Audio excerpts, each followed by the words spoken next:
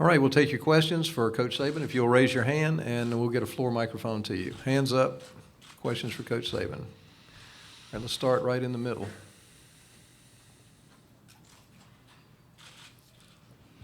Nick, will Adam Griffith be available Saturday? As far as we know, we'll have to make a game time decision, but he has been able to kick this week and has done a nice job for us, and we fully expect him to be available for the game. All right, next question right down the front. Go ahead. Coach, obviously Missouri's here second year in a row. Are you surprised at all by how fast they've acclimated to the conference?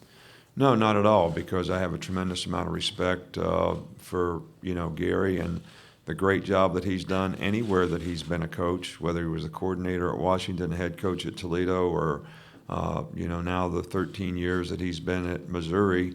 I think their program has always been very, very good. So just to think that because they went from one league to the other and there was going to be this huge transition, they're a very well-coached team. They're fundamentally sound in just about everything they do. They've got good players who buy into doing the things the way they want to do them, and they win a lot of football games, and their team did a great job of overcoming, a lot this year to win a lot of close games, which tells you what kind of competitive resiliency they have, and they're probably the best defensive team right now in the SEC, the way they're playing, and not a surprise to me that they're here this year and that they've been here 2 years in a row. Okay, I think we have a question in the middle. Go ahead. Coach Saban, is Cam Robinson still on track to play, and would you say he's 100% healthy, or where Well, I don't know if anybody's 100% healthy at this time of the year, but he has practiced all week, and, we do expect him to play in the game. Let's go to the right side in the back.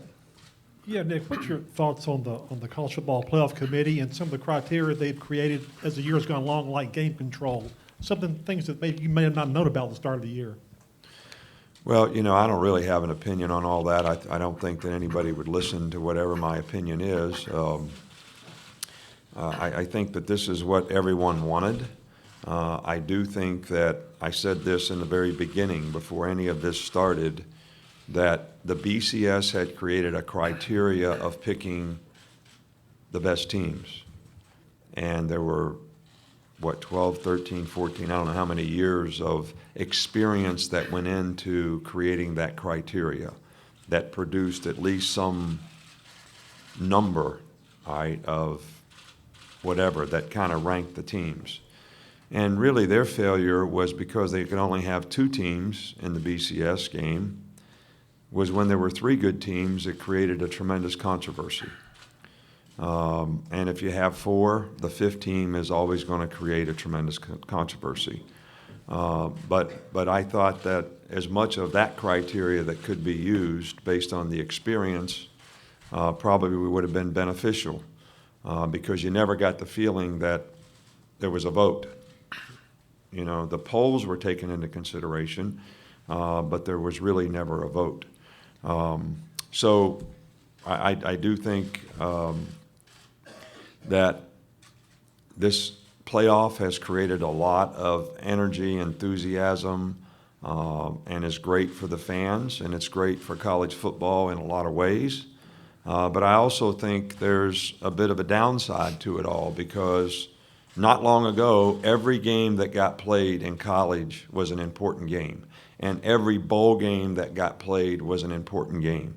And how many of you can remember you spent all day New Year's Day watching every bowl game? Because they were all good, and they were all good games with all good teams. And now the only game that anybody's interested in is the teams that are in the playoff. And I think the downside of that is there's a lot of good football teams out there that have had great seasons, a lot of players. And I just love to see people respect all the bowl games and all the teams that have had great seasons,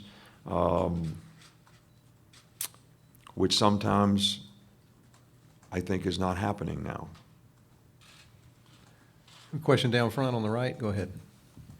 Coach, you've been in so many of these games, SEC championship games, national championship games. What's the best way for a team to approach a game like this? focus on what you got to do, channel your energy in the right place. You can't think of the magnitude of the game. You can't think of, because what's going to help you play well in this game, what's going to help your unit play well is that you're channeling your energy into doing the things you need to do to execute to have a winning performance. So not to get caught up in all the other things that are happening and know that it's about what you do. It's about what you do, I think is probably the most important thing. And how every team responds to that can be a little different. But I do think that's the most important thing that the players need to realize, the coaches need to realize, and go play the game one play at a time and know you're going to have to play a tough game for 60 minutes. Okay, question down in front. Go ahead. Hey, Coach. Missouri's been very strong on the defensive line, especially the two ends. What's been your impression of those guys and the matchup problems they present? Well, they're great players. Both guys have had tremendous years, great production, whether it's sacks, tackles for loss. And I think their quickness is certainly, they're very instinctive players who have great quickness, and I think that creates a tremendous asset for them.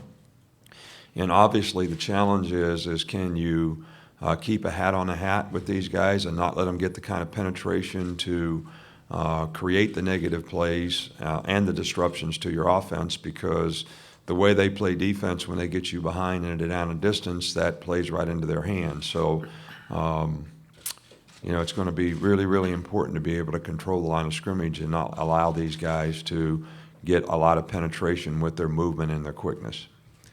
Okay, got a question in the back on the right, and then Ann, let's get a microphone to the middle here. All right, go ahead in the back.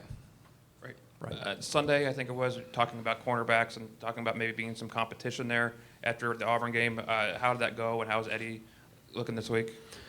Well, we have confidence. Eddie's played well for us all year long, and Bradley Sylvie did a nice job when he went in the game, and we'll make a decision sometime between now and then who we play, and both guys may get an opportunity to play. We've got a couple of questions in the middle here. Go ahead. Nick, Gary wanted to remind you that you are a year older than him. Is there anything that you want to remind him of? Well, I know, Gary was a really good player and a much better player than me, but we did win a championship together, my senior year, his junior year. We were GAs together. And actually, Dom Capers, who was a head coach in the NFL, was also a GA with us. So Don James did a really good job of inspiring some of us, and definitely me, because I didn't really even want to be a coach. And he talked me into being a GA, and I've been doing it ever since and loving it ever since. So I don't really have anything to remind him of, really. I have always had a lot of respect for Gary. He was always a really good person, really good player, great competitor, and I think he's always represented, our profession with a tremendous amount of professionalism and class, which I know Coach James would have been very, very proud of. All right, another question in the middle. Go ahead. Coach, I guess kind of staying on that theme a little bit, reflecting on your relationship with Coach Pinkel, is there any, specific trait of him that stands out that's kind of allowed him to have this pretty consistent success he's had as a coach? Well, I think it probably goes back, to his roots, our roots, because I think the way we both run our programs to a large degree is the way Coach James did it when we were players.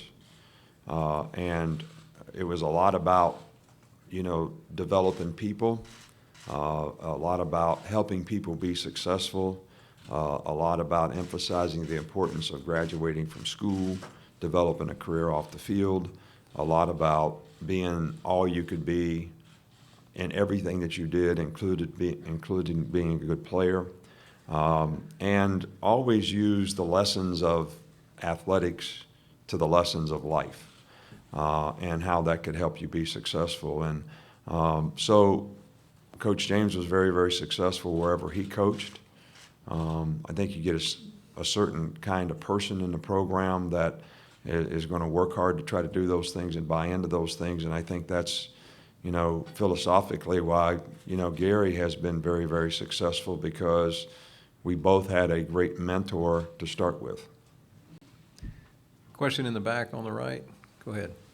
Coach, a lot's been talked about the SEC West specifically this year.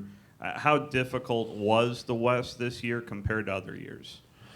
Well, I think that the SEC in general, and I don't really think it's fair to talk about one division versus the other, because I think there were a lot of good teams, on both sides of our league.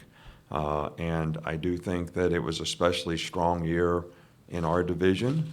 And, whether it's Ole Miss, Mississippi State, Auburn, LSU, Texas A&M, Arkansas, just about every team that we played was in our division was a really tough challenge, for us. And, but that's kind of what you expect. Not necessarily in our division, but in our conference in general. And never did I think when we played Florida or Tennessee that it was any easier playing them as it was anyone else. And I know that, playing the team that we're going to play tomorrow is certainly going to be of the caliber of all those teams that we played in the West this year. Question in the back on the left. Nick, in what areas do you see the most improvement from Missouri's offense over maybe the last month of the season? Well, I think, the last 3 or 4 weeks of the season, they have their best numbers, played with the most consistency.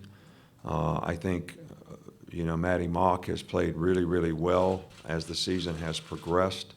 I think his consistency has, not only in passing efficiency or doing a good job on third down, but just in overall managing their offensive team and putting them in the right plays, doing the right things, being efficient and effective and utilizing the skilled players that they have.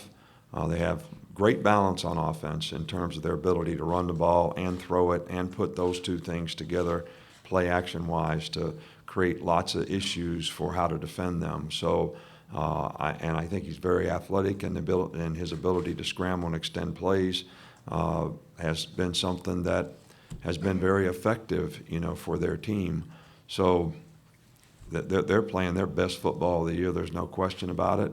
I think it starts with the quarterback, but I think you'd have to give their entire offensive team a lot of credit for the consistency and performance that they've created the last 3 or 4 games. Any question on the right side? You talked about this being a building year for the team. Was there talk of an SEC or national championship from the beginning? And if so, how did the players react after the Ole Miss loss? Well, we never really ever talk about that, to be honest with you. We have never talked about it in any year, whether we've had the opportunity to win one or get in one or play in the SEC championship game. I think our focus is really about, taking our team from wherever it is and trying to improve them so that they can be the best team that they can be. And, that was certainly the approach that we took with this year's team. Ultimately, our players have high expectations for what they want to accomplish. They set their goals for what they want to accomplish as a team. And in those goals have never been winning the SEC and have never been winning a national championship for any of our teams. It is a lot about being the best that you can be, trying to do the things you need to do to dominate, the competition, to dominate your box, to be the best player that you can be on the most consistent basis, to overcome adversity and compete well for 60 minutes in the game, play together as a team, trust in each other, affect other people in a positive way.